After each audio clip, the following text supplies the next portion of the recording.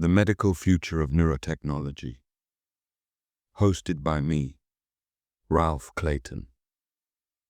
This episode is not about mind uploading. It is not about escaping the body. It is not about copying a human soul into a machine. That is the science fiction version of the story. The real trend is quieter, more clinical, more difficult, and in many ways, more important. The real trend is medical neurotechnology, brain-computer interfaces, closed-loop neurostimulation, neuroprosthetics, brain organoids, digital twins, neuromorphic twins, systems that do not try to replace the human brain, but try to listen to it, understand it, support it, repair its broken loops, and, when possible, restore a lost function. This is VTM Podcast. I'm Ralph Clayton, and today, in episode 14, we are talking about one of the most misunderstood frontiers in science, neurotechnology, not as fantasy, not as hype, but as medicine. For years, the public imagination has been captured by extreme ideas. Uploading a mind, merging humans with artificial intelligence, building a brain inside a computer, creating immortal digital consciousness. Those ideas are dramatic. They make headlines. They make movies.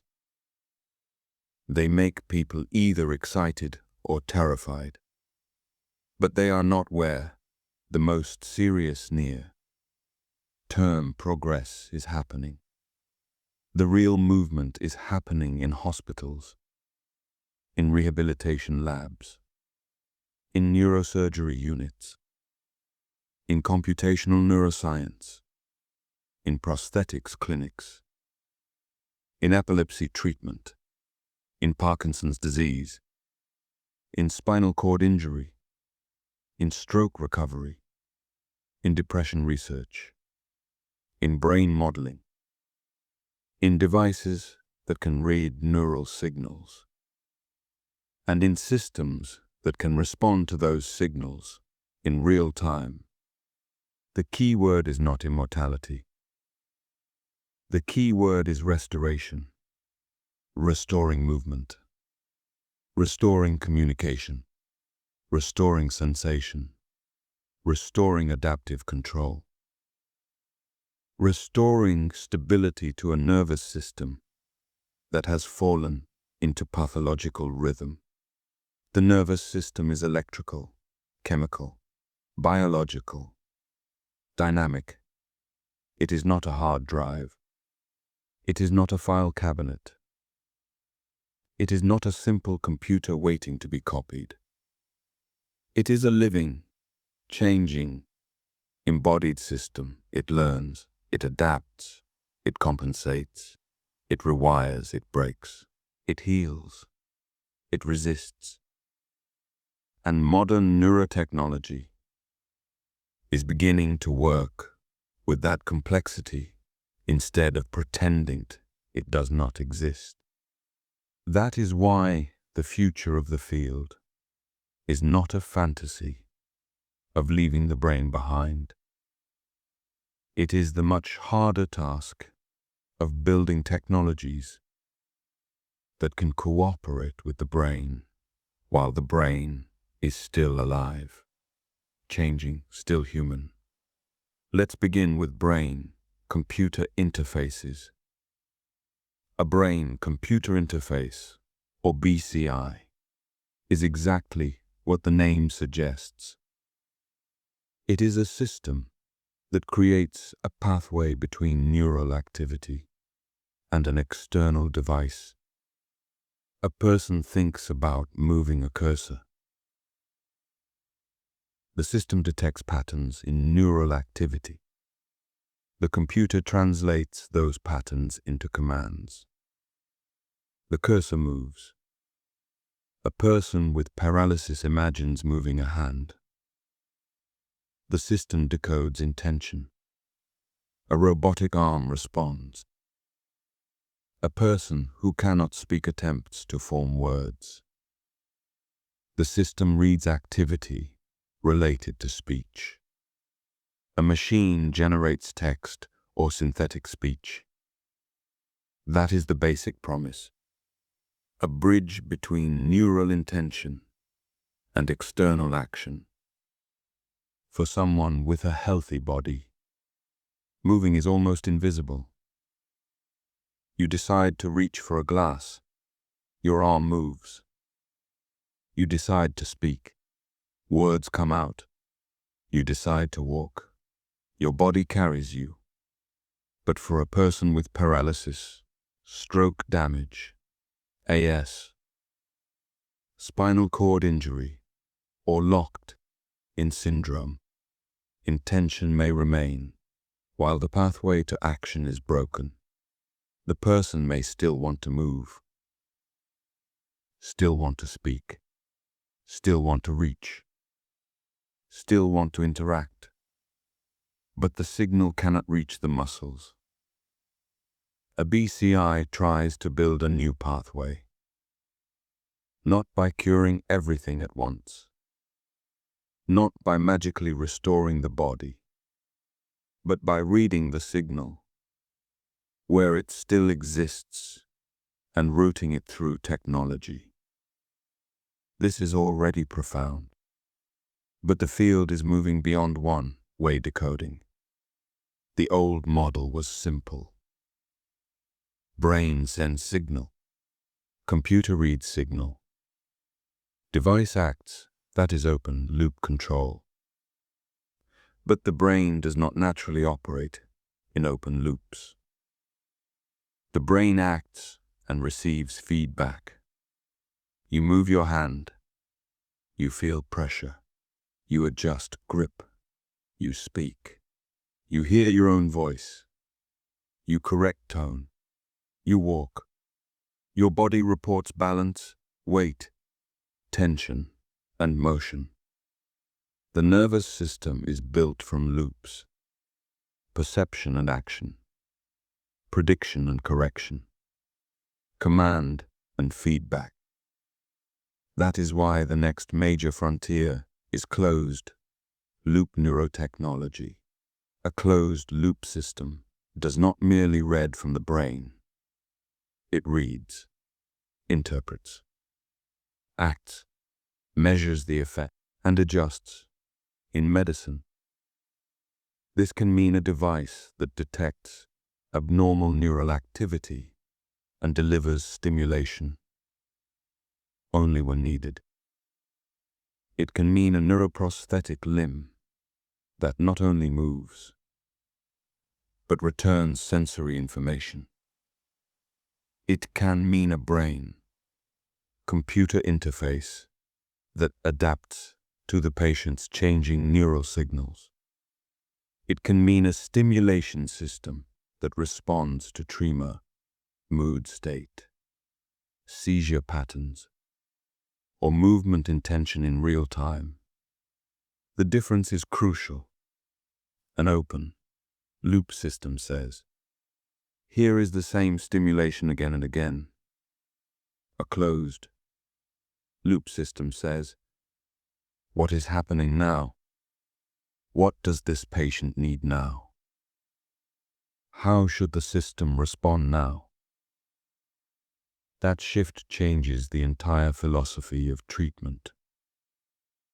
Because the brain is not static. A patient is not static. Symptoms are not static. Neural signals drift. Medication levels change. Sleep changes. Stress changes. Plasticity changes the map. The disease itself changes over time. So the device must adapt. This is where artificial intelligence enters the story. AI, Enabled medical neurotechnology is not simply about decoding more signals.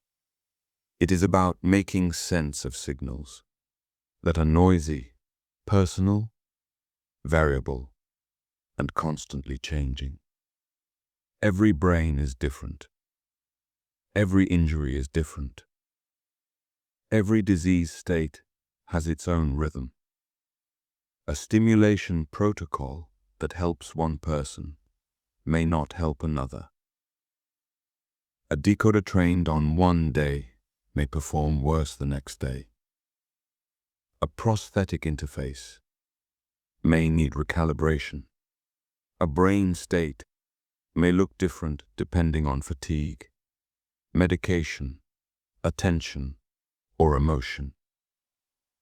AI can help by learning patterns across time, by identifying useful features in neural data, by adapting decoders, by optimizing stimulation, by finding personalized settings, by making the system more responsive. But there is a serious challenge here. The more complex the AI becomes, the harder it can be to explain. And in medicine, explanation matters. A patient may ask, why did the device stimulate at that moment? A clinician may ask, why did the model change the setting? A regulator may ask, how do we know this system is safe? A researcher may ask, what did the model actually learn? If the answer is only, the model decided, that is not enough. Medical neurotechnology needs trust. And trust requires transparency. Not perfect transparency in every mathematical detail, but enough explainability for clinicians to understand risk. Enough traceability for researchers to reproduce results. Enough control for patients to know what is being done to their own nervous system. Enough humility to know when the model should not act.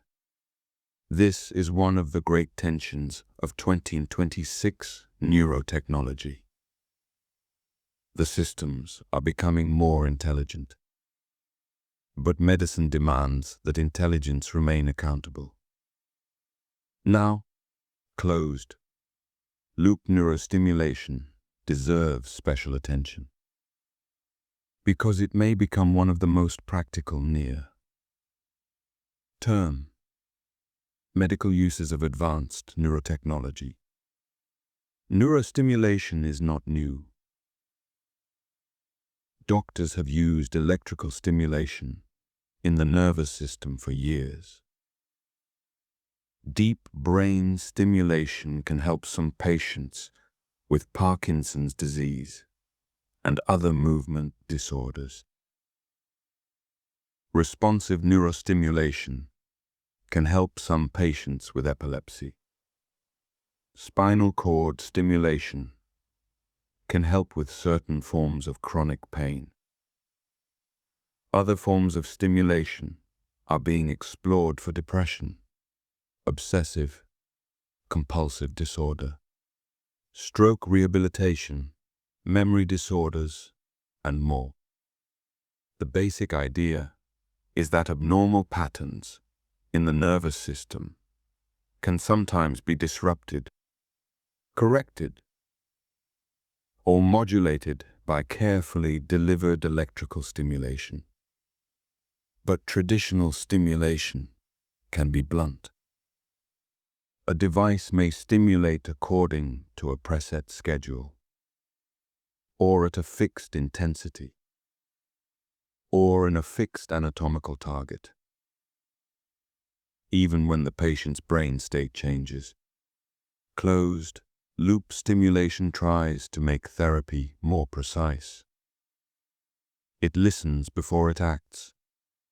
It detects a signal, a seizure-related pattern, a tremor, related rhythm, a marker of impaired movement, a neural signature of a pathological state. Then it responds, not constantly, not blindly, but contingently. The stimulation becomes part of a feedback system. This is powerful because the timing of stimulation can matter. The brain is rhythmic. Networks oscillate. Neurons fire in patterns. Plasticity depends on timing. A signal delivered at the wrong time may do little. A signal delivered at the right time may help reshape the loop. In rehabilitation, this is especially important. After stroke or injury, recovery depends partly on neuroplasticity. The brain must relearn. The body must remap. Surviving pathways must strengthen. New strategies must emerge. A closed loop BCI for rehabilitation can connect intention, feedback, and movement in a timed loop. The patient tries to move. The system detects the attempt. A device assists the movement. The patient sees or feels the result. The brain receives feedback that the intended action occurred. Over time, that loop may support plasticity. It is not magic. It is training, but technologically amplified training. A loop that tries to align neural intention with sensory feedback and physical outcome. That is why closed loop neurotechnology is so different from the fantasy of mind uploading. It does not treat the brain as information to be extracted. It treats the brain as a living system to be engaged. The goal is not to abandon biology. The goal is to guide biology. Now let's talk about neuroprosthetics. A prosthetic limb used to be mostly mechanical. A replacement structure, a hook, a hand, a leg. A tool that restored some physical capability, but often without natural sensation or fine control. Modern neuroprosthetics are becoming far more ambitious. They aim to connect the prosthetic to the nervous system, to decode motor intention, to provide sensory feedback, to restore touch, to allow more natural control, to make an artificial limb feel less like an external tool and more like part of the body's action system. This is not easy. The nervous system does not speak in simple commands. It does not send a clean message that says, move finger 3 at exactly this speed. Neural signals are distributed, noisy, contextual, adaptive. A useful neuroprosthetic interface must interpret signals from nerves, muscles, brain areas, or implanted electrodes. Then, it must translate those signals into device control. Then it must return useful feedback, texture, position, movement, force, temperature someday, perhaps, pain, ideally not. The hard problem is not only movement, it is embodiment. Can the person learn to control the prosthetic naturally? Can the brain incorporate it into its body map? Can feedback feel meaningful instead of confusing? Can the system remain stable over months and years? Can it adapt as the person changes? This is where personalized modeling becomes critical.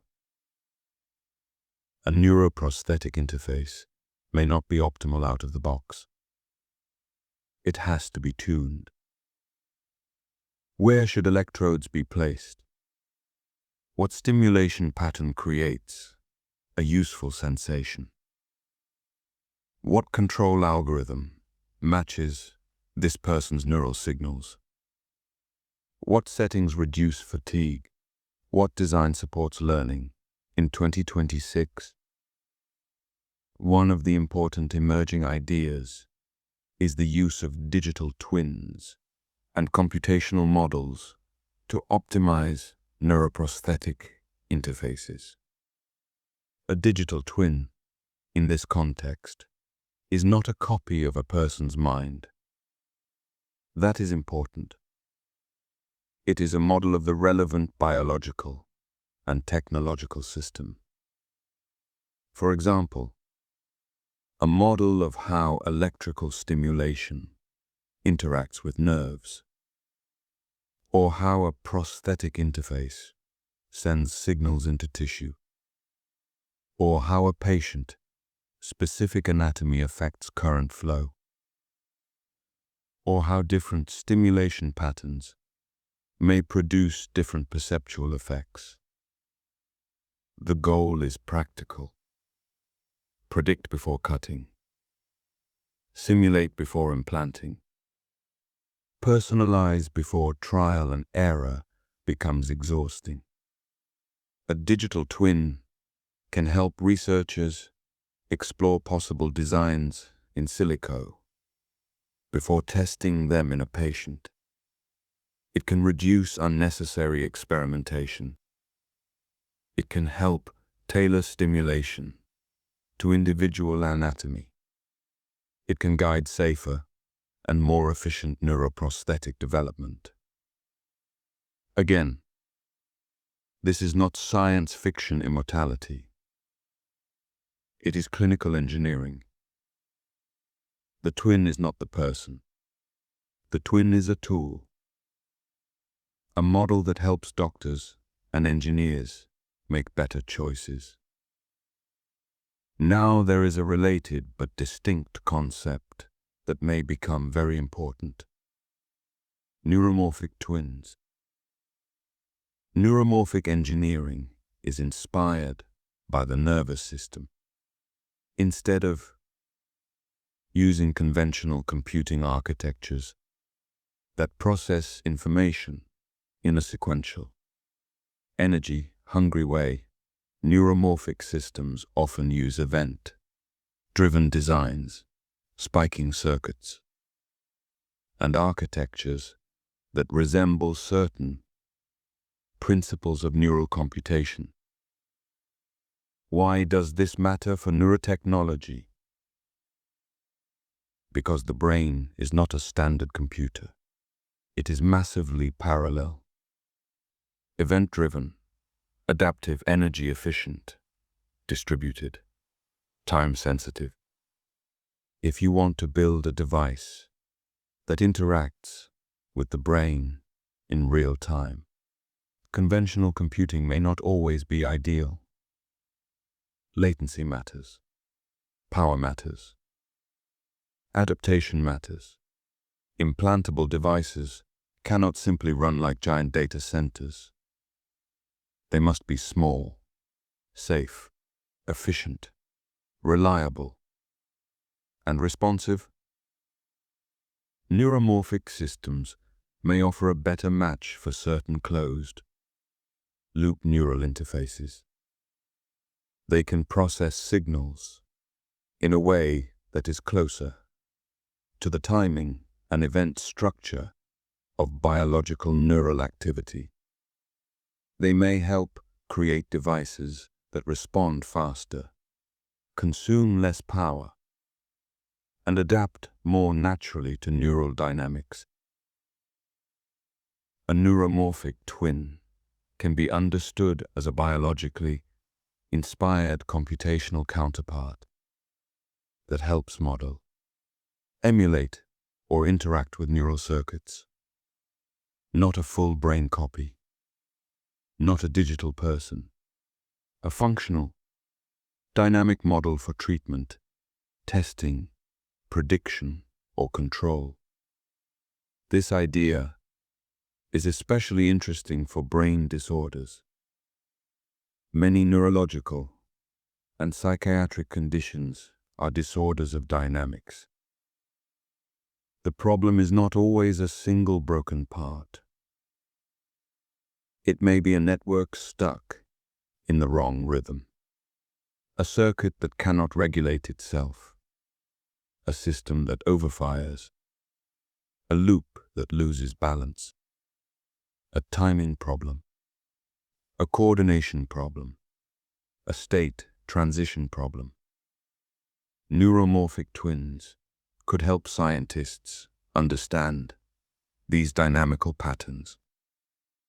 They could support personalized electroceutical therapies.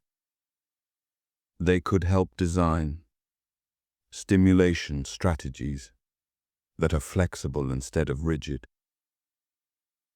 They could become part of systems that learn with the patient. But the field must be careful.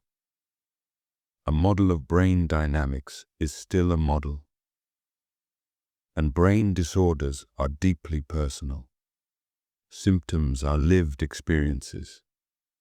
A depression score is not a soul.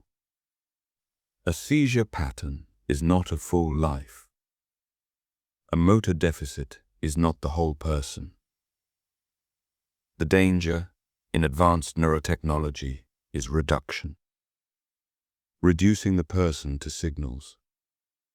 Reducing suffering to data. Reducing treatment to optimization. Good neurotechnology must resist that. It must remember that the patient is not the device's environment. The patient is the reason the device exists. Now we need to talk about brain organoids. Brain organoids are small, lab-grown, three-dimensional structures made from stem cells that develop some features resembling early brain tissue. They are not tiny conscious brains. They are not miniature people. They are models, imperfect models, but potentially powerful ones.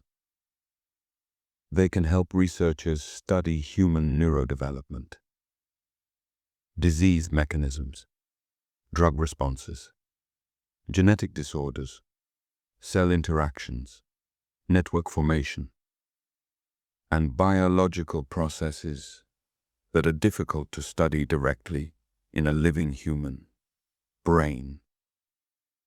This matters because animal models, while essential, do not always capture human brain biology.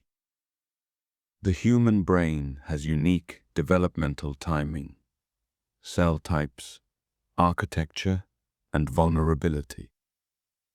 Organoids may provide a more human, relevant platform for certain kinds of research. In neurotechnology, organoids sit at an interesting crossroads. They can support disease modeling. They can help test drugs. They can help explore how neural tissue grows and organizes. They may contribute to neural tissue engineering. They may one day help researchers study how biological neural systems interact with artificial interfaces. But organoids also raise ethical questions. As they become more complex, what limits should exist? How do we define morally relevant neural activity? When does a model remain a model? What kinds of experiments are acceptable? How should researchers monitor complexity? How do we communicate this to the public without causing either panic or false excitement. The responsible answer is not to sensationalize. Most organoids today are far from anything like a conscious brain. They lack the full architecture, body, sensory experience, blood supply, developmental environment, and integrated systems of an actual human brain. But the ethical questions are real, because the field is advancing, and science must govern emerging possibilities before they become emergencies. This is why 2026 neurotechnology is not only a technical frontier, it is a moral frontier. BCAs raise questions about agency. Closed-loop stimulation raises questions about control. Neuroprosthetics raise questions about identity and embodiment. Digital twins raise questions about data and representation. Neuromorphic systems raise questions about autonomy and medical decision-making. Organoids raise questions about biological models and moral boundaries. The future of neurotechnology will be decided not only by what we can build, but by what we can justify. Now, let's return to the biggest public misconception: mind uploading. The idea is emotionally powerful because it touches death. It touches identity. It touches memory. It touches the fear that the self may vanish. It touches the dream that consciousness might be preserved like software. But from a scientific point of view, mind uploading is not the practical center of neurotechnology. The brain is not merely its wiring diagram. It is not only synaptic connections. It is not only electrical spikes. It is also chemistry, glia, blood flow, body feedback, immune signaling development, experience, plasticity, embodiment, a living history. Even if one could map every neuron and every synapse, that would not automatically capture consciousness, identity, or lived subjectivity. And we are nowhere near doing even that for a living human brain at full functional resolution. So, when people reduce neurotechnology to uploading, they miss what is actually happening. The field is not learning how to escape the body. It is learning how deeply the brain depends on the body. A brain-computer interface works because intention remains embodied. A neuroprosthetic works better when the body can incorporate feedback. Closed-loop stimulation works because timing and state matter. Rehabilitation works because the nervous system can adapt through practice. Organoids matter because biology matters. Digital twins matter because individual anatomy and dynamics matter. The real lesson of modern neurotechnology is not that the brain is easy to digitize. It is that the brain is more dynamic, more personal, and more biologically situated than simplistic computer metaphors ever allowed. That is why the medical path is so important. It begins with suffering. A person who cannot move. A person who cannot speak. A person whose seizures resist medication, a person whose tremor makes daily life difficult, a person with chronic pain, a person recovering after stroke, a person learning to use a prosthetic limb, a person whose nervous system needs help finding a more stable rhythm. Medical neurotechnology is built around these human problems, not around immortality, not around spectacle, around function, dignity, communication, independence, relief, and sometimes small gains that mean everything. A cursor moving across a screen, a word spoken by a synthetic voice, a hand closing around a cup, a sensation of touch returning through an artificial limb, a seizure interrupted before it spreads, a tremor reduced enough for someone to write their name, a rehabilitation loop that helps the brain relearn movement. These are not small miracles to the people living them. They are the real frontier. Now, the role of AI in all of this is growing. AI can improve decoding. It can support adaptive stimulation. It can help personalize prosthetic feedback.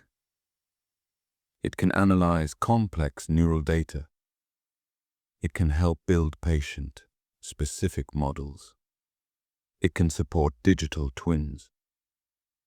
It can help closed-loop systems respond to changing brain states. It can make interfaces more usable. But AI must be constrained by medicine. A consumer AI tool can be wrong and annoying. A medical neurotechnology system can be wrong and dangerous. So the standards must be higher.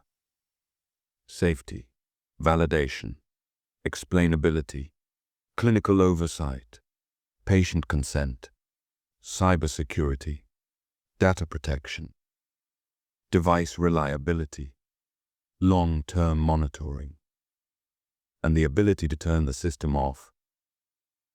That last point matters. When technology interacts directly with the nervous system, control is not optional. A patient must not become a passive object inside an automated loop. The loop must serve the person. The person must retain agency. This means consent cannot be a one-time signature. It must be an ongoing relationship. The patient should understand what the system does, what data it collects, what decisions it makes, what risks exist, who can access the data, how the device is updated, what happens if the company fails, what happens if the model changes, what happens if the patient wants the device removed or disabled. Neurotechnology enters intimate territory. Speech, sensation, memory, identity. That intimacy requires stronger ethics than ordinary software. It also requires better language. We should be careful with metaphors. A BCI is not telepathy. A neural decoder is not reading the soul. A digital twin is not a duplicate person. A brain organoid is not a little human in a dish. A neuromorphic device is not a brain. Bad metaphors create bad expectations. Bad expectations create hype, fear, exploitation, and disappointment. Good language helps the public understand what is truly possible. and what is not. So here is the cleanest way to frame the trend. The next wave of neurotechnology is about closed loops and personalization. Closed loops because the brain functions through feedback. Personalization because every nervous system is different. A future medical neurotechnology system may listen to a patient's neural state. Compare it to a personalized model. Deliver stimulation or assistance. Observe the response. Adjust in real time and learn over weeks, months, or years. That is the architecture. Sense, model, act, adapt. The same architecture appears across the field. In BCs, in adaptive neurostimulation, in neuroprosthetics, in rehabilitation, in digital twins, in neuromorphic systems, in AI, assisted clinical decision support. The whole field is moving from static devices to adaptive systems. From one-size-fits-all settings to patient-specific tuning. From open loop output to closed loop feedback. From mechanical replacement to biological cooperation. This is why neurotechnology is becoming one of the major scientific trends of 2026. Not because it has solved the brain. It has not. Not because mind uploading is around the corner. It is not. But because the field is becoming mature enough to focus on real clinical architectures, systems that can be tested, improved, regulated, personalized, and integrated into medical care. There is still a long road ahead. Many devices remain experimental. Many interfaces are invasive. Many algorithms are fragile. Many patients will not benefit equally. Some systems will fail. Some companies will overpromise. Some headlines will exaggerate. Some ethical debates will become heated. And the brain will continue to humble everyone who tries to simplify it. But progress is real. The direction is real. The need is real. And the human stakes are enormous. Now let's imagine the clinical future if this path continues.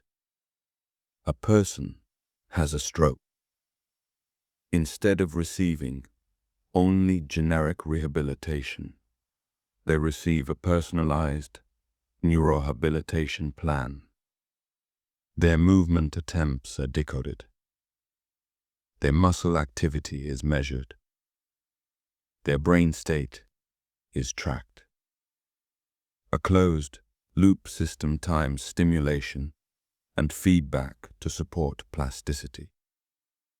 A digital model helps clinicians understand which interventions are working. The therapy adapts. Day by day, a person with Parkinson's disease receives adaptive stimulation. The device does not simply stimulate at a fixed level all day. It monitors relevant neural rhythms. It adjusts stimulation based on state. It reduces symptoms while minimizing side effects. The system learns the patient's patterns. The clinician remains in control. The patient remains informed. A person with limb loss receives a neuroprosthetic arm. The arm does not only move. It returns touch. The interface is personalized to their nerves and perception. A model helps tune stimulation patterns. Over time, the patient learns the device, and the device adapts to the patient. Control becomes smoother. Feedback becomes more useful. Embodiment becomes more possible. A person with epilepsy has a responsive system that detects dangerous patterns before they fully develop. It stimulates only when needed. It records data that helps clinicians adjust treatment.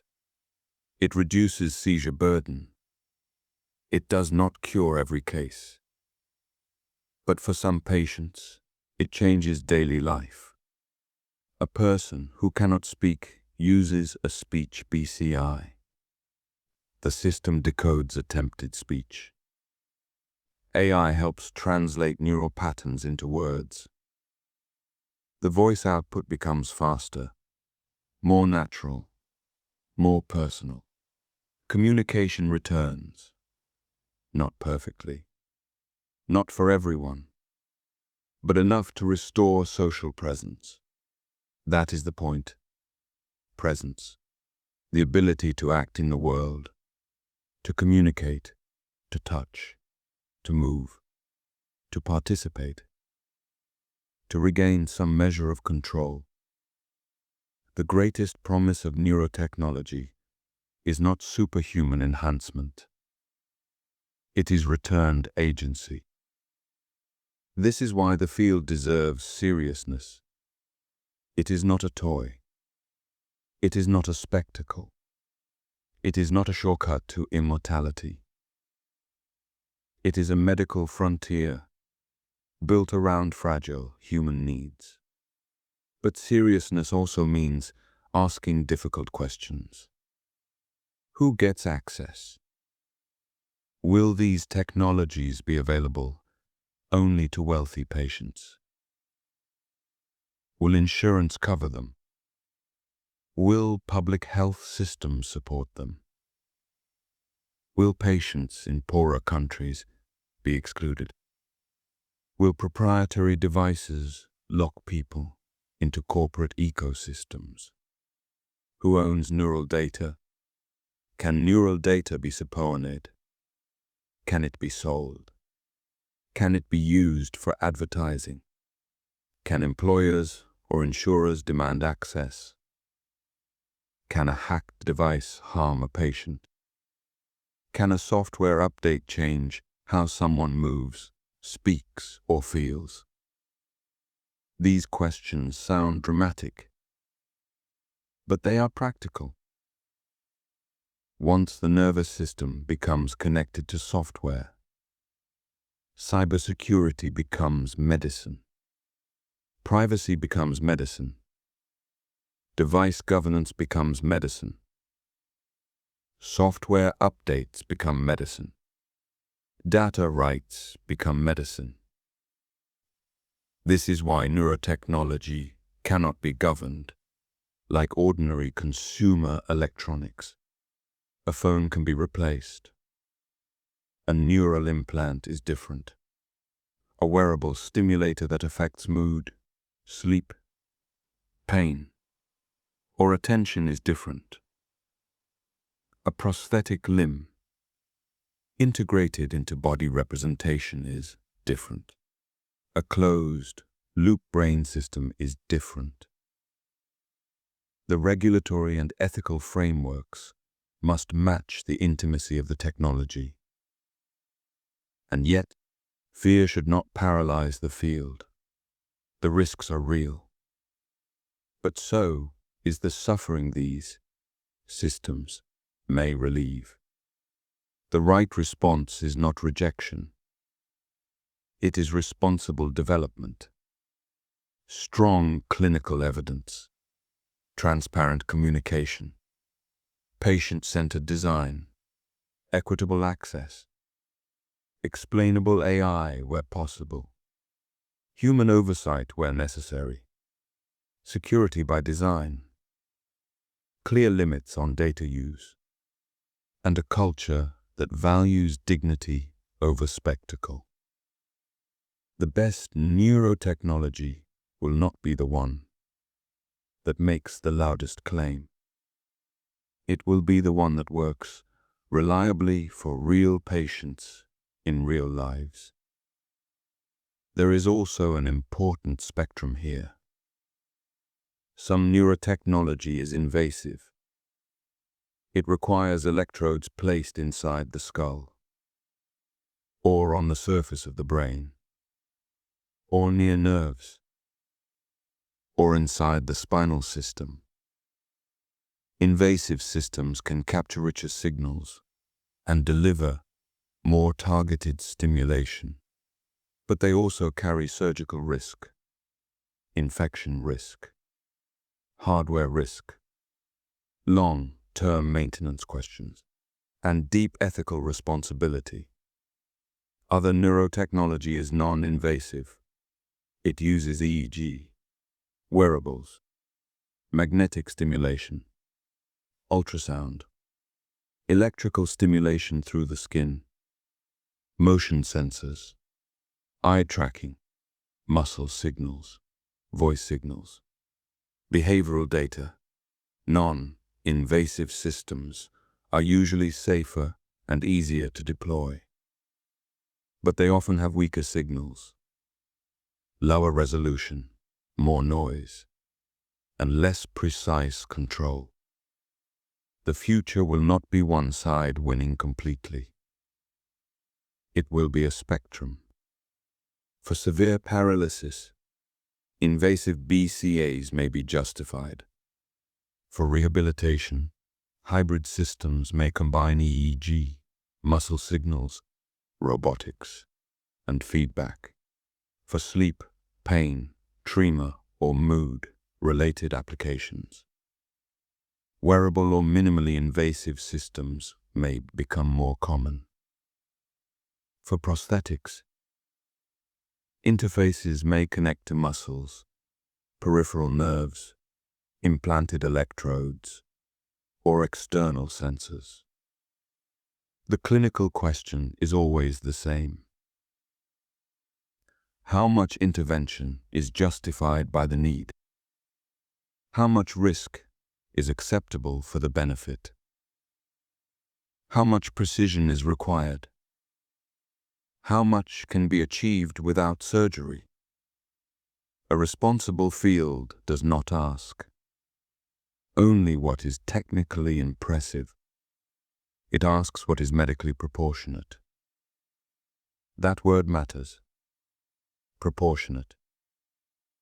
The most advanced technology is not always the best treatment.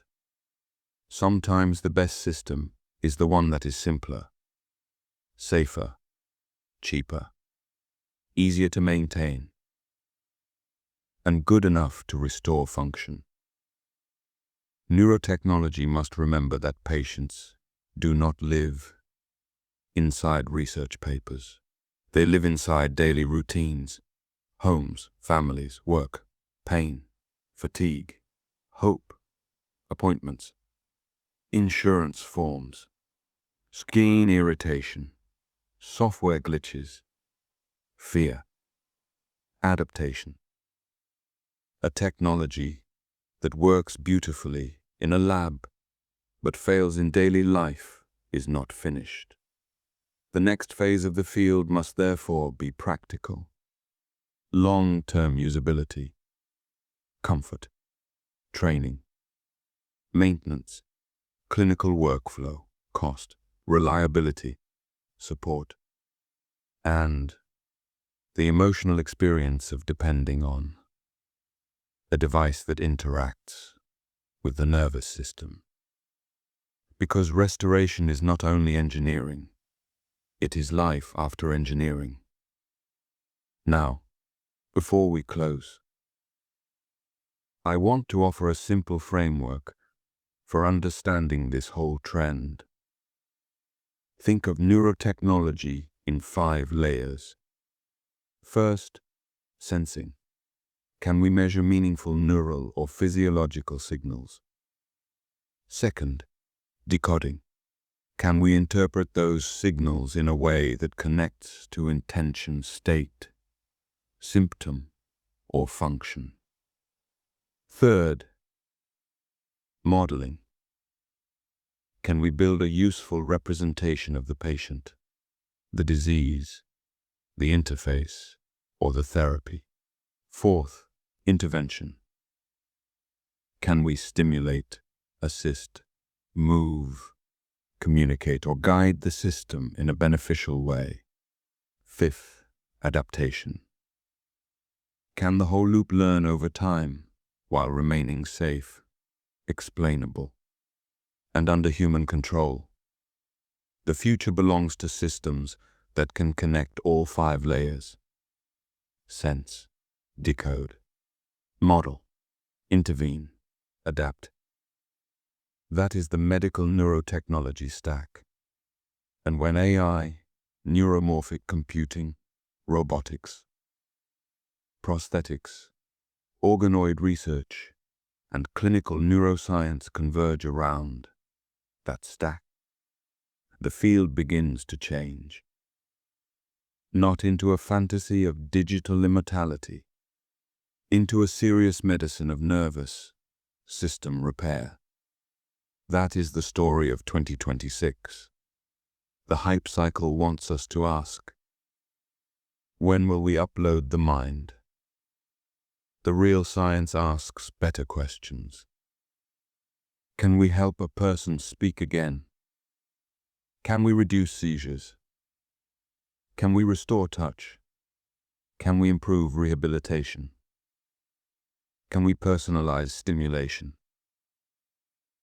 Can we model a patient's neural interface before surgery? Can we build devices that adapt without stealing agency? Can we treat the nervous system as living, dynamic, and deeply individual? Those are better questions, more human questions, more useful questions, and much closer to the actual frontier. The brain is not a file.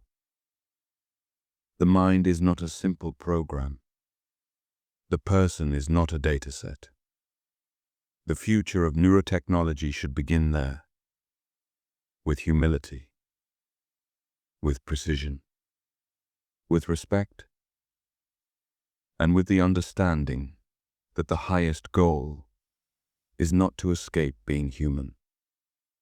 It is to help human beings more fully when the nervous system has failed them. That is the promise.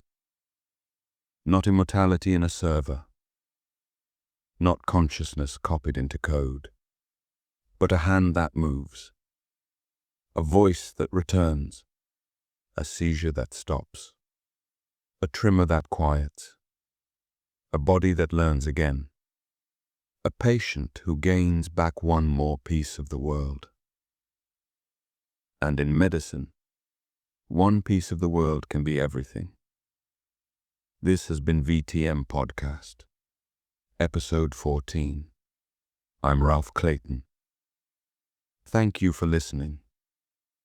Until next time, keep questioning the future before it becomes the present.